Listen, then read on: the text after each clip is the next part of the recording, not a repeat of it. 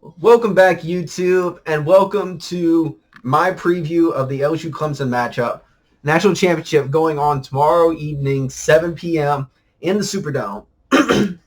Now, I do have a good bit to say off of this. I know you've probably seen plenty of previews here or there, different platforms. I'm here to give my opinions on the whole situation. I'm going to go, for the most part, position by position, and give you stats along both sides of on both sidelines and kind of what to expect through what both offenses, both defense will end up playing. So another thing that LSU Clemson is very known for is both being called Death Valley. You haven't really got a full who's the true Death Valley between both of these teams because they haven't played each other in a bowl game. They haven't had a home and home, but we will get that in 2025, 2026. But this matchup is for figuring out who's going to win the championship this year. Now, both of these teams are very offensively dominant teams where they both are amongst the top 5 within points per game, yards per game, and their defenses are actually pretty well stacked. Clemson's is top in points per game allowed, top in yardage allowed. They're both about middle of the road on interceptions, but they do have solid pieces on the defensive side of the ball. Maybe a bit of bigger names for LSU's sidelines, but especially besides Isaiah Simmons. But there's other names that Clemson has been able to pick up off of virtual no names at the start of the year, but they have built themselves up to being able to compete with whatever dominant offenses they've gone against before. In their game against Ohio State, they intercepted Justin Fields twice after being down 16-0 against a team that never lost. They were considered the most dominant team in the country. And Fields has only thrown one pick in the entire season. Now, if you did see through that game, as the game went on, Fields seemed to be limping a bit more and more, but Clemson did what they had to do offensively and defensively to be able to stop the bleeding through the early portion of the game, and they were able to get some key stops, and Trevor Lawrence and the offense finally got together, and they were able to preserve that a 29-23 victory. Now, one thing that Clemson has been kind of underrated the entire year, despite them being the national champion from the previous year, because the ACC is having a down year, and probably the most trouble they had out of anybody in the ACC is their one game against North Carolina, where they barely won 21-20.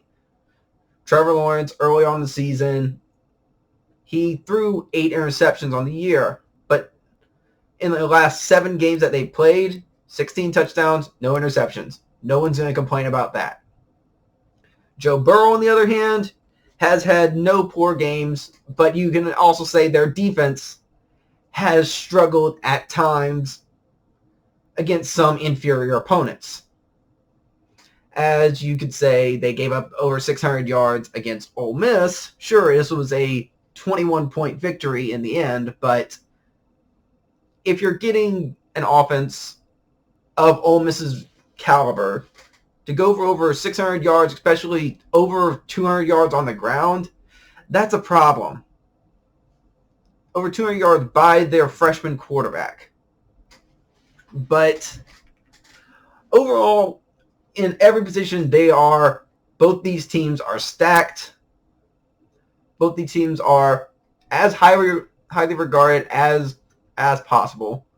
Where you could really say in this playoff, it was a three-team playoff instead of a 4-team playoff, because you had your 3 undefeated teams, and then Oklahoma ended up being the only team left that had 1 loss, which it was not a competition with the LSU Oklahoma game. And as you can tell, that's how it ended up being a 63-28 final. And it really wasn't even that close. Oklahoma scored touchdowns once in every quarter, and it was already 49-14 at the half. You had Burrow throw for 7 touchdown passes. Chris Curry had 89 yards rushing, making up for the limited usage of Clyde Edwards-Helaire, who was nursing an ankle injury, where he really didn't have to do much. He only had two rushes for 14 yards. Justin Jefferson just mauled through whatever corner he was placed on. Same thing with Terrace Marshall. There was a busted coverage that got Thaddeus Moss for a 62-yard touchdown reception. And that's without Jamar Chase, the Biletnikoff winner, to really do anything. And the much maligned defense of LSU's that people complained about being not that good for the first half of the year through the Ole Miss game, you really haven't had that issue since. Blowing out Arkansas outside of an onside kick. They blew out A&M where you thought, oh, this could be a trap game. But LSU's remembering a year ago when they lost in 7 overtimes. Their last loss that they had, 74-72 in 7 overtimes. And they went along and won that game 50-7. And they blew out Georgia 37-10. And then you get this game against Oklahoma.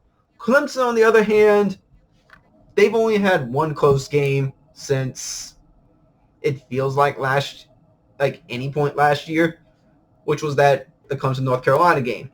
Outside of this Ohio State game, which was a very competitive game. It could have gone either way.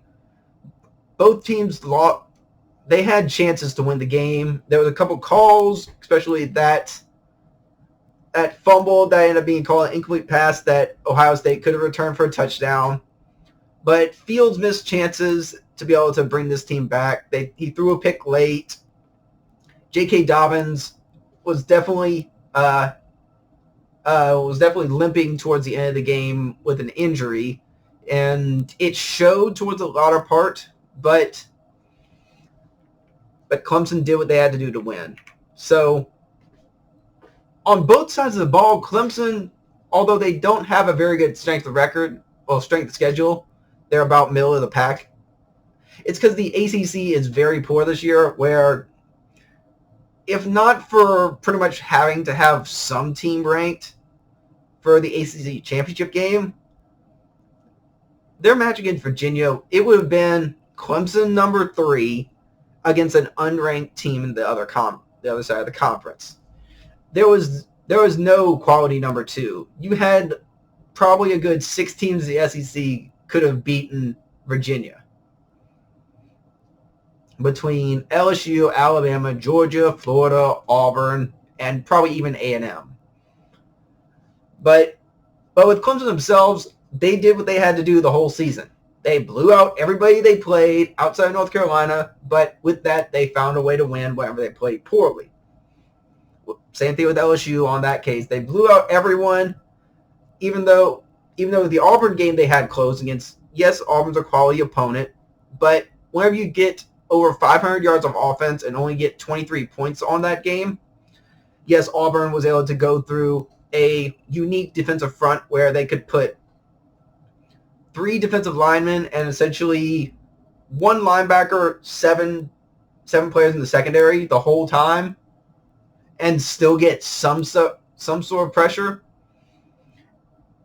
Auburn is the best defensive line in the country, bar none. If you had to compete that with Clemson's defensive line of last year, Clemson probably had the better line last year. They had 3 first-round picks in the first 19 picks of last year's draft. But with this team, there's not a lot of big names that is replacing them. There's still a lot of quality on the field, but the fact that you don't have a Dexter Lawrence, you don't have a Clelin Ferrell, it doesn't show so much in the individual stat sheets for them. But one thing for this game, the main thing that everyone's looking forward to is the matchup between this year's Heisman Trophy winner and very likely first overall pick of this next year 2020 draft, and next year's most likely 2021 first overall pick. So statistically on both their ends, it really hasn't been that comparable, but in this case, Trevor Lawrence hasn't had to do near as much as Joe Burrow has. Just watching the games against Texas, he's had to kind of fling the ball all over the field whenever the defense didn't show up off of it. And Burrow went against more difficult competition. So in games against Florida, in games against Texas, in games against Alabama, games against Auburn, and then Georgia and Oklahoma. Sure, it kind of got a little overboard on those games, but he was able to prove time and time again that no matter what sort of defense they went after him with, he was still able to get completions to Chase, Jefferson, Marshall, Moss, Clyde Edwards-Helaire. I'll talk more about them later as I go on. But then you have Trevor Lawrence, where he has very strong weapons as well. And as you saw in the Ohio State game, he does have a bit of mobility that is more likely, he is more likely a more athletic quarterback than Burrow, which, as LSU showed that they had issues with John Rice Plumlee for Ole Miss, I see Lawrence being able to take some advantage of that. And both defenses in this game are going to struggle. It's not going to be a low-scoring game. And I'm sure everyone's going to be excited on it because LSU's finally in. We don't have a Alabama-Clemson matchup at the top where it's been 3 years in a row. You needed some sort of fresh blood off of it. Sure, you have your top three team. You have 3 of the 4 teams in the playoff that have become the blue bloods in football. With Ohio State, Ohio State, Clemson, Oklahoma. And in this case, it's just LSU replaces Alabama, which is nice. Which is nice for a change, I'd say, for the majority of college football. People are glad to not see Nick Saban and the Crimson Tide in a championship game yet again. And at this point, we might be getting a little stale with getting Dabo Swinney and Clemson. But in this case, despite Trevor Lawrence having the national championship and playoff experience much further along than Burrow, and also for the fact that Lawrence has gone 26-0 in his starting career, and Burrow has been 24-3, with all 3 losses being in the regular season last year. But in this case, I will give Joe Burrow the edge on it, based off of this year's performance. Because Burrow has been able to carry this offense to be able to make up for any of the pressure that he's faced. He's been able to escape the pocket wherever the pockets collapse. He can get mobility for probably some good 10, 15-yard gains wherever no one's been able to get open, wherever they throw 8 players in the secondary to guard all the receiving talent on for LSU. Now, with the running game, you have pretty much for both of these teams, you have your 2 running backs that are both 1,000-yard rushers, where you have both of them kind of nursing injuries, but Etienne's been healthy of late. And on side note, I'm going to call him Etienne because that's my middle name, and that's how you pronounce it. I don't care. He's from Louisiana. Pronounce it like a Louisianian. That ran aside. This is a very interesting matchup off of the running backs where they both do relatively some of the same things for each of the respective offenses. Clyde's being able to be a little stopgap, check down magnet for anything that he can't get through Jamar Chase, through Marshall, and through Jefferson. And he will catch, he and the rest of the receivers will catch anything. Like, having 50 receptions on the season, who would have thought that after so many years of Les Miles offense, where it's like, where you've been wondering, is like, oh, whenever you have Fournette, whenever you have Geis, whenever you have all these other quality running backs that are doing well in the NFL, when are you going to involve them in a passing game? I think 50 receptions shows you know how to do that now.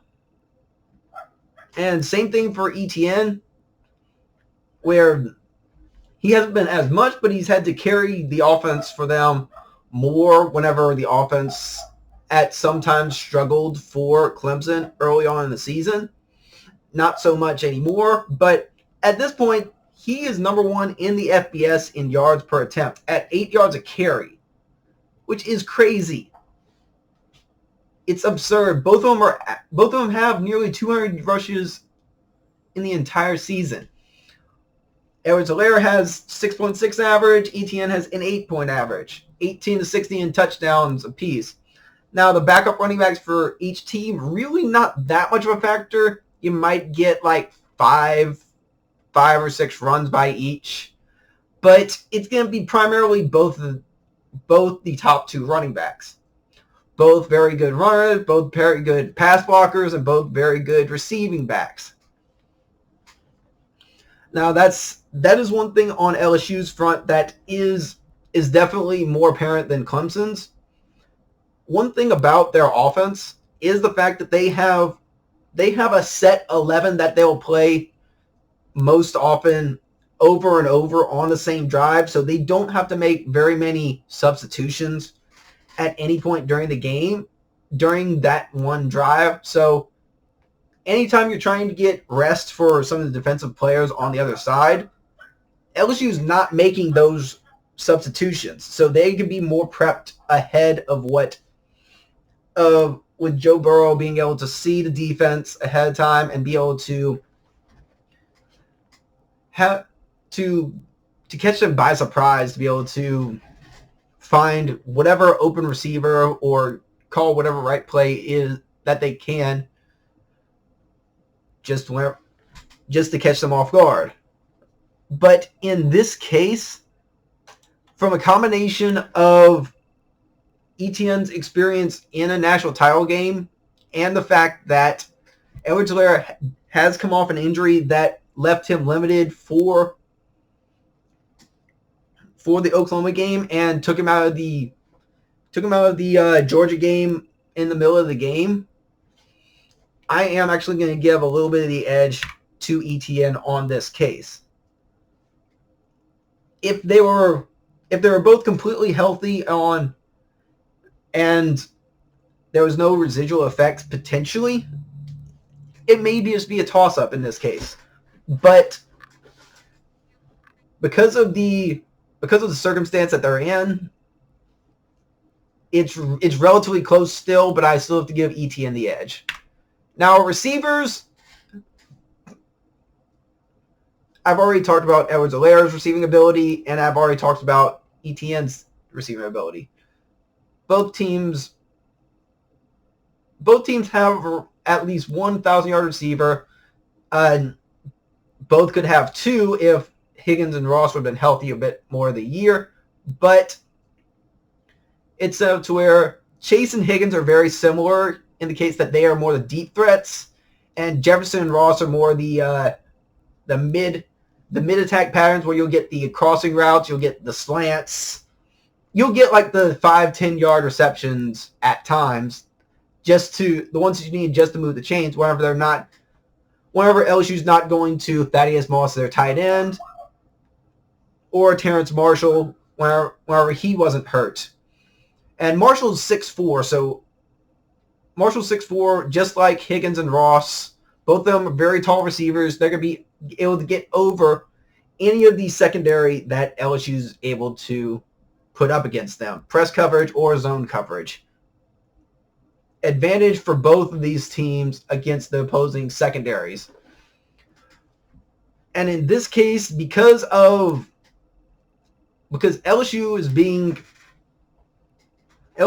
has their third wide receiver that has been limited towards the later part of the year, but is getting healthy. And Clemson's top receiver Higgins was thinking that he would not be available for this game whenever the injury happened in the Fiesta Bowl. I'm giving this edge to LSU as they have more consistent targets. They have 5 consistent targets that have 40 or more catches, and they're completing to all of them at nearly an 80% rate, which is insane. It's the top percentage in the country. Burrow's completion percentage is potentially going to be the top in FBS history, trying to beat off Colt McCoy. He's at 77.4% approximately, and Colt McCoy was 76.7%.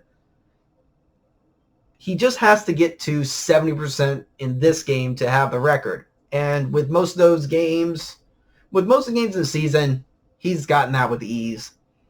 With no disrespect to Clemson, Amari Rodgers and DeAndre Overton have built themselves up towards the latter part of the year and become more of a part of the offense. I do give LSU the edge on this. Now, offensive line, I am basically going off of this with who they've gone against and with some of the main statistics that is considered for offensive line. I'm just going by the actual statistics for it. Clemson gives up half the number of sacks as LSU has, despite the lower competition. But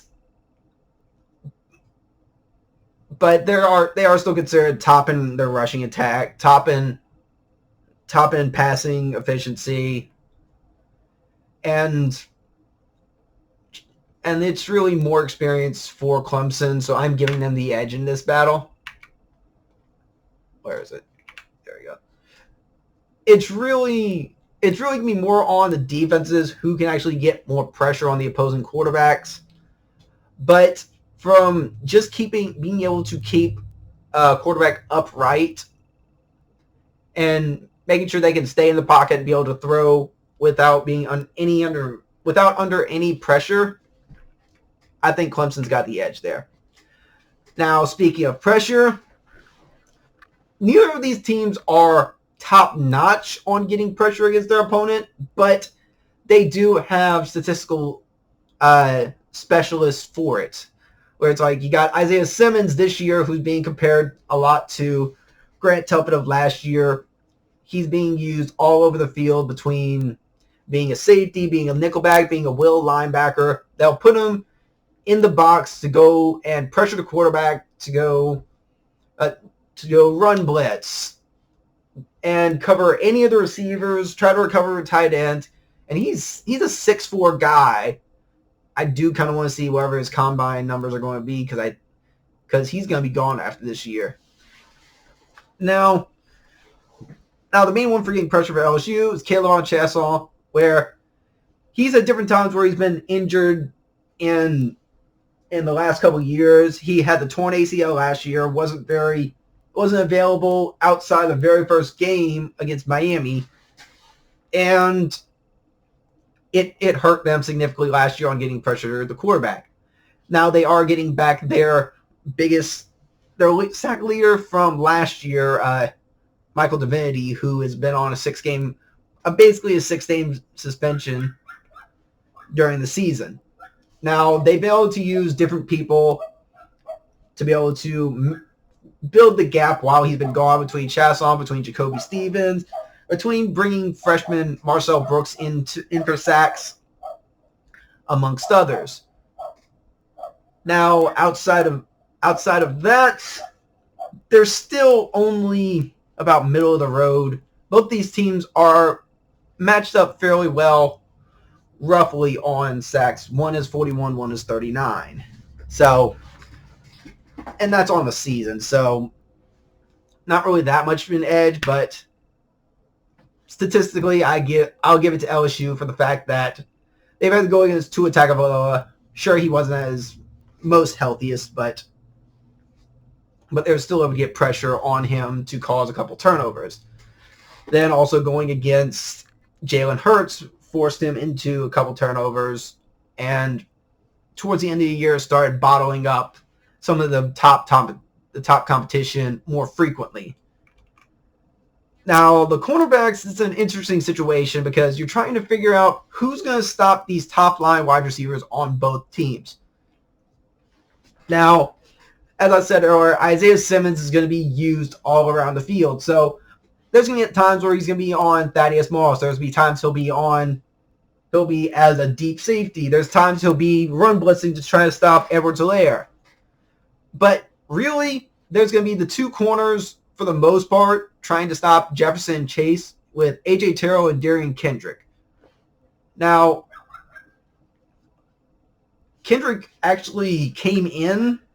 He was recruited as a 5-star wide receiver. They brought him over. They switched him over on defense, and it's actually become very effective.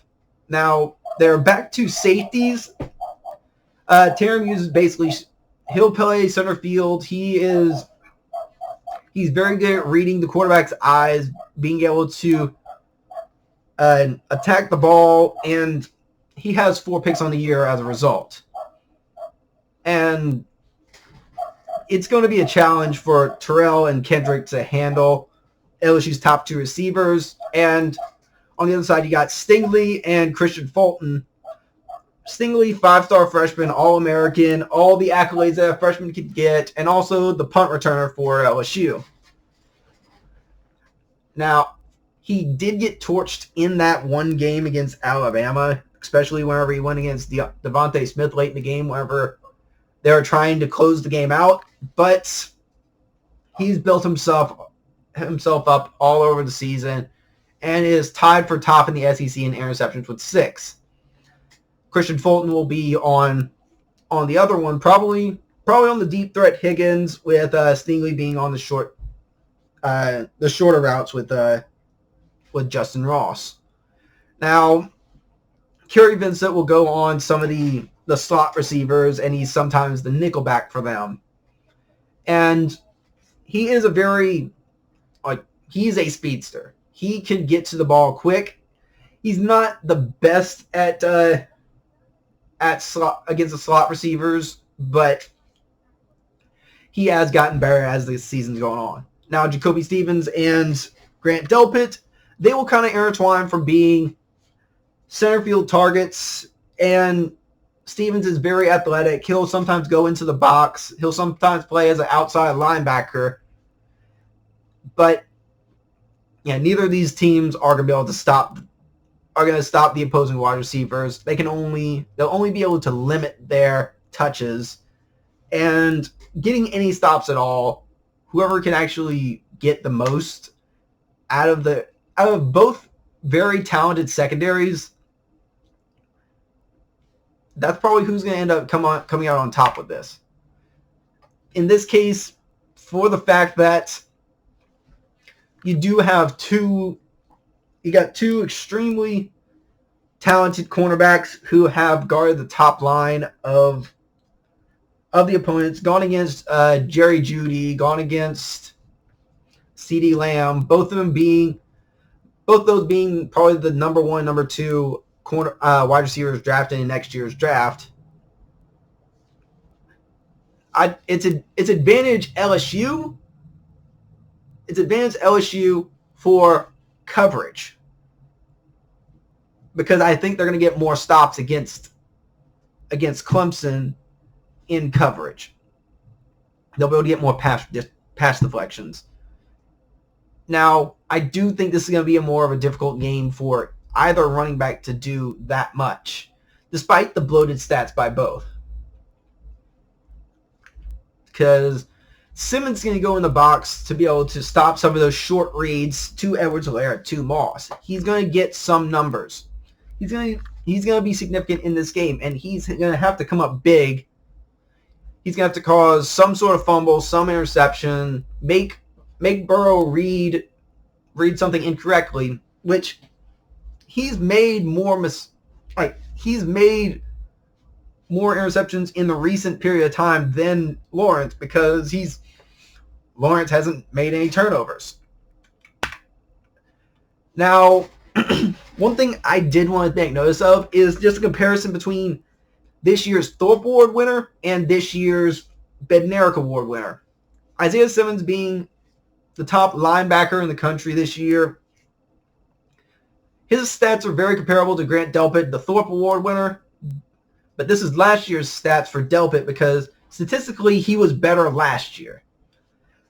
Now, the interceptions and sacks, pass deflections, they're relatively close. But Simmons has been more on the ball through the entire season.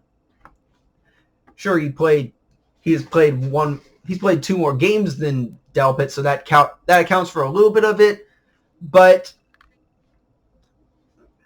he's still more of an on-ball target where he's not going to miss tackles. He's going to get you for a loss. He's going to read defenses. He's going to read where the offenses is trying to go, and he's going to react. So in that one, I give Simmons an edge easily over this year Grant Delpit. But Delpit, I think, has more help than Simmons does. Now, special teams, really, I don't think it's going to be that much of a factor. If I have to pick a favorite on it, then yes, I have to go LSU, because punt return, kick return, that's not going to factor much into the decision in this game. If it comes down to a field goal, yes, LSU is favored, because Clemson's kicker is only a 60%, has only made 60% of his field goals. Both have made 50-plus yard field goals, but I don't expect too many field goals to end up happening. It's more if they're able to limit the offenses in the red zone, which is probably going to be the biggest part of it, because the one thing that both teams have not really struggled on, but been limited in some of their close games has been in the red zone, especially LSU against Auburn, whenever they had 5 times in the red zone and they only came up with 1 touchdown and 1 field goal. And they were stopped on a couple 4th downs. Punting wise, it's a wash, but overall, give LSU the edge. Now, we were thinking injuries were going to be a factor going into the game, but with having like a 2-week rest over this and being able to get everyone back into practice, really the only one that is still questionable for the game for both teams is starting defensive tackle for Clemson, Niles Pinckney. Now, they do have backups with experience off of it, so if he's able to go, he'll be limited, but they do have experience on that end. Now, we were getting worried on Clyde Edwards-Helaire only had 2 rushes for 14 yards, so they kind of rested him for the Oklahoma game. Damian Lewis went out in the middle of the game against Oklahoma, but he's able to come back to practice. Same thing with Terrace Marshall.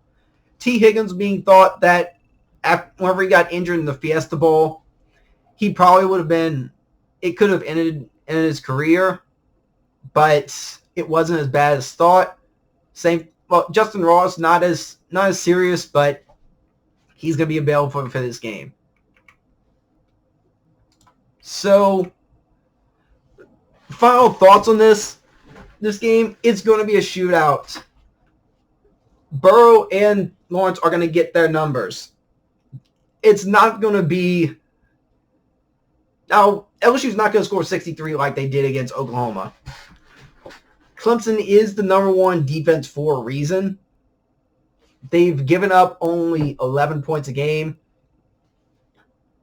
against average and below average competition overall.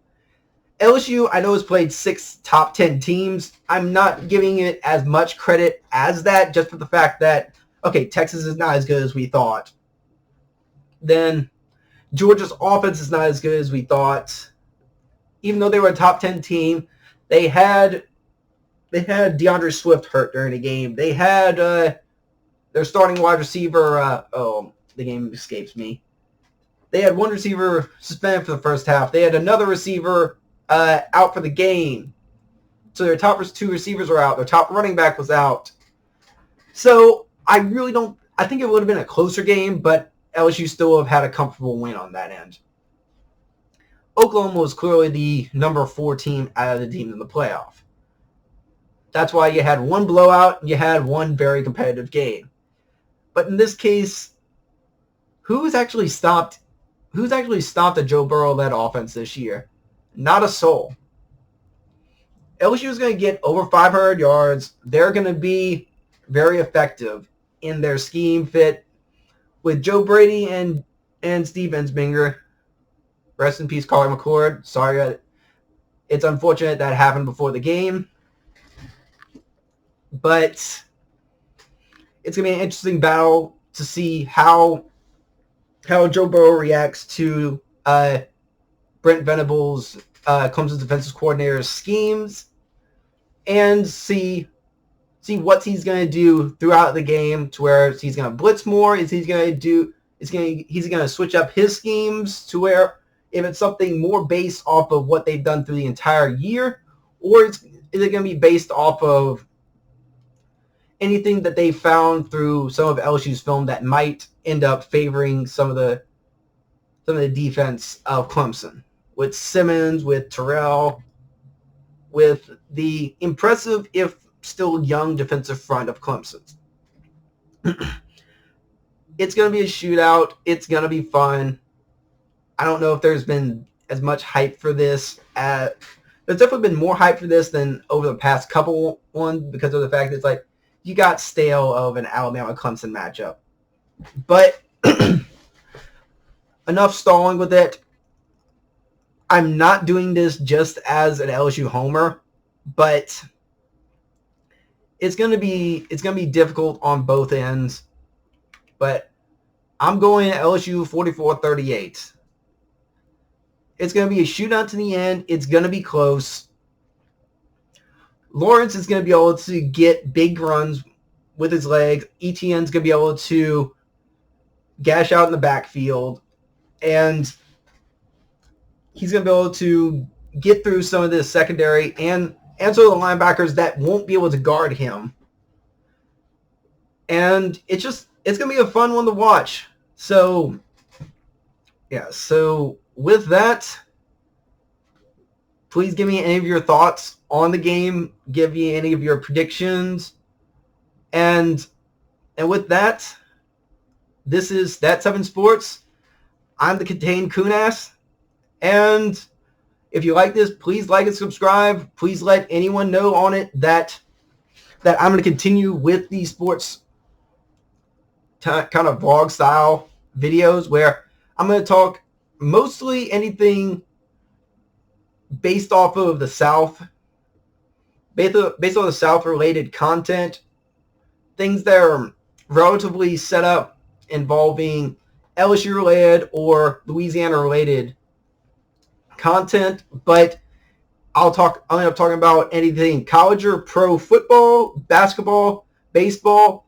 Pro basketball will probably be a little bit off and on, because I have to go through more of the material with it before I get my own opinion off of it.